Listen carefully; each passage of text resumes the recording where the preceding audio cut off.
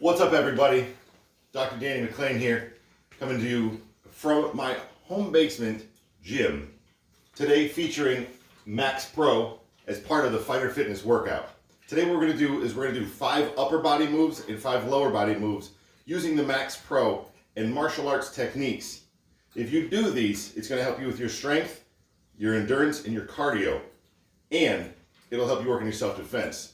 So we're going to jump right in and start demonstrating some things. If you like this, we're going to do a full deep dive on each of these moves and its applications in a later video. Make sure you subscribe and follow for more videos because we're going to be doing a bunch of these. Let's jump right into the workout. Make sure you warm up before every workout. So the first move is low slaps. So you're going to start elbows up, hands in a good stance. And the whole move here, like this. You can do low weight, do it fast for cardio, or you can do it high weight and heavy to get your shoulders strong. With the Max Pro system, you have all this range of motion, all this flexibility, which really promotes a lot of the stability for the muscles in your shoulder and your upper body. So that way, if you're ever in a situation, you're not going to end up hurt.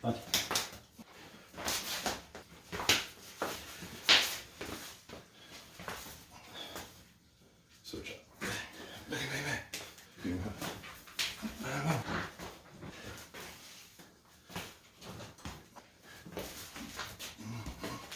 Okay, this next move, we're going to use the Max Pro in a lower position, just below shoulder height. I have the Slimline wall track, which makes this move super easy. It's one of the reasons why I got this system and not other systems. You just push a button, drop it into the proper position, locks in place, we're ready to rock. So this next move is called a combo pull. One hand reaches behind, grabs the back pulley, the other hand here in front. And what you're going to do is you're going to pull. So this is like a chest fly, and this is like a delt row. So you're going to go like this. And the whole time you're activating your core and keeping a good stable base.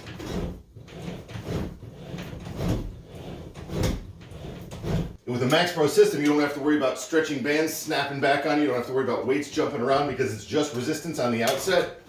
You can go as fast as you want or as slow and controlled as you want. So for this next move, we're going to leave it in the same position. We're going to do cross pulls. Normally I would face the wall directly, but since I want you to be able to see the action, I'm going to turn. And with this system, you can totally do that. So we start with the resistance set directly in the center of our body. 2 hands on the handle. The first move, we're going to pull up, up. Then we go down, down. This works shoulders, core, back, and it looks like this.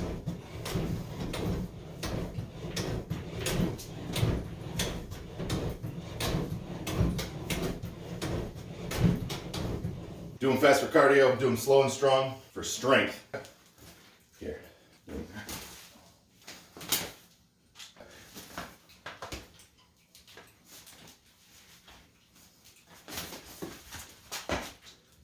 The next move we're going to do is sword chops. So everybody talks about wood choppers, but have you actually ever held an axe?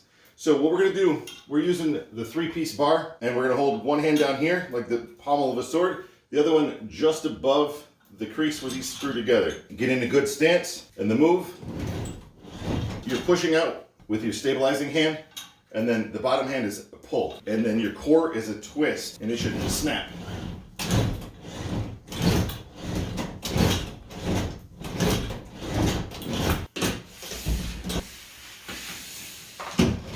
You can easily transition that to the low to high. Starts here.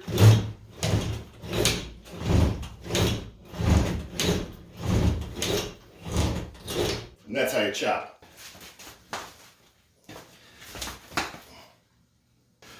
You might ask yourself, when's the last time I had to use a sword in self-defense? And the simple answer is, we're going to show you the martial arts applications, but these have real-world applications as well. These maneuvers are functional movements. These are ways that you're going to move your body when you're getting something out of the trunk, when you're putting something on a high shelf, when you're trying to pull shower curtain. There's a ton of things you're going to do. Now, granted, you don't need to be super muscly to move a shower curtain, but you'd be amazed at how many injuries you're going to prevent and reduce because your muscles are strong and coordinated. The reason why we use this system is because we need to have 360-degree workout that works not only the big muscles, but the little stabilizer muscles, and really focuses on coordination and control.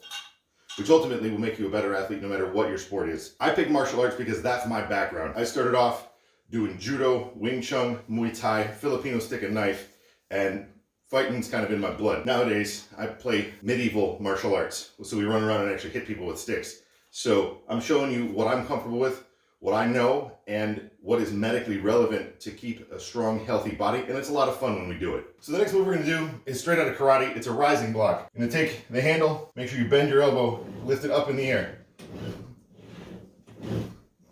Now you might be thinking, this is similar to other moves. Your shoulders work in a lot of different ranges of motion, a lot of different degrees of movement. So we want to exercise each one of those intentionally and independently.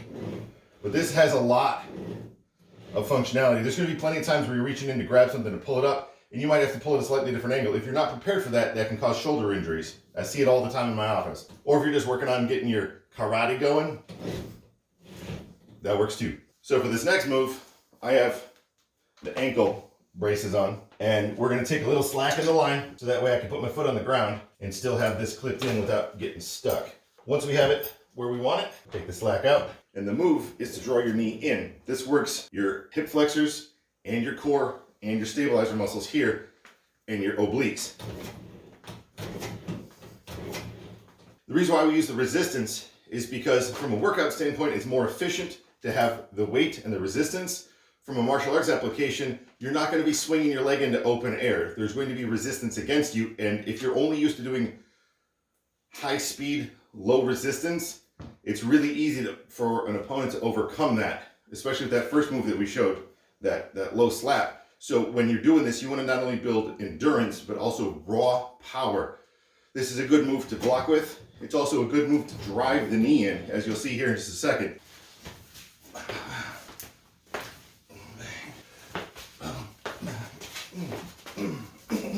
Remember, heavy weightlifting builds fast twitch muscles, and that's what you need in order to put power into your kicks. So this next move we're going to do is a standard Muay Thai kick. Making sure you have a 45-degree stance, hands up. Make sure you always practice how you plan to fight. Good form is important every step of the way.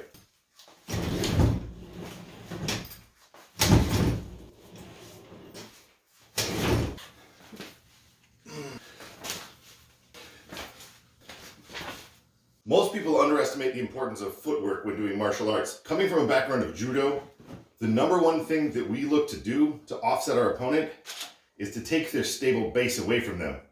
I don't have to hit somebody if they're laying on the ground. We were always taught to keep a low, strong center of gravity and to move strong.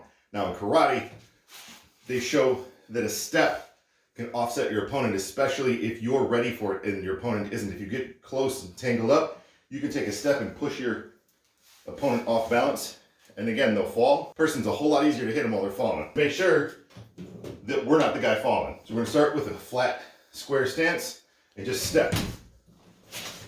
Step. This is a triangle step. We're moving off. You can do these slower, you can do them fast. I'm telling you, all it takes is one twist of the dial to crank up the resistance, and you're doing a whole different exercise. When you get the first part down, you can double step. So you step in and bring your feet up. Step out, bring your feet up, and then back. And again, you're not fighting against a resistance band that's gonna try and drag you back to the wall. It's a lot safer of an exercise to do. So we're gonna go this way. Step up, and you can do small shuffles. And that works your quads, as well as your abs and your balance.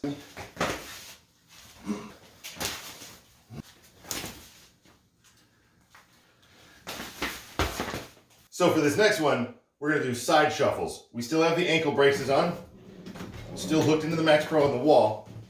And all we're gonna do is step to the side, step in. This is really good for three-dimensional movement. A lot of people, especially runners that I see, they have a hard time because all of their exercise is in one direction, and they step and they have to move to a corner or they have to move to a side because of some unexpected obstacle. They step on a lump on the ground, and then all of a sudden they're putting stress and strain through their hips that is not appropriate. In a martial arts setting, you want to be able to move. You want to be able to duck. So with this, I can literally go from this side all the way to the over to the other side. It's not a big space. This is a home gym. It's an easy setup. It was a lot of conversation to get this thing mounted on the wall. And I'll be honest with you, it's the prettiest, most subtle piece of workout equipment we can have. When we're not using it, this thing gets unclipped, gets put in the closet. When it's time, bring it out, set it up, and we're good to go. It takes no more than 5 minutes from nothing to work out. We're gonna be demonstrating how to work your glutes and your hamstrings. This is a move that is used specifically as a reverse kick or a leg reap, depending on which system you're looking at. Start facing the wall, hands up, make sure you're not gonna lean into the wall. You take a step back with your untethered leg. The leg that has the Max Pro attached to it is just gonna come straight back.